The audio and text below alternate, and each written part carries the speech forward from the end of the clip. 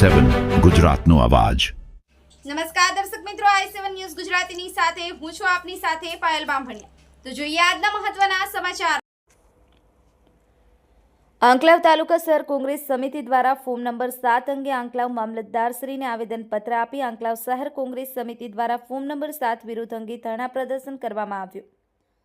Form number 7 મુદ્દે આંકલાવ તાલુકા શહેર કોંગ્રેસ સમિતિનું આવેદન અને ધરણા પ્રદર્શન। ફોર્મ નંબર 7 બાબતે ઉદ્ભવેલા વિવાદને લઈ આંકલાવ તાલુકા શહેર કોંગ્રેસ સમિતિ દ્વારા આંકલાવ મામલતદારશ્રીને આવેદનપત્ર આપવામાં આવ્યું હતું।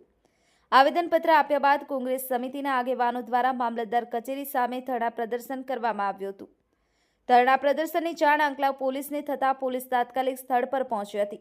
કાયદો અને વ્યવસ્થા જળવાઈ રહે તે હેતુસર ધરણા પર બેઠેલા કોંગ્રેસ સમિતિના આગેવાનોની અટકાયત કરી તેમને આંકલાવ પોલીસ સ્ટેશન લઈ જવામાં આવ્યા હતા।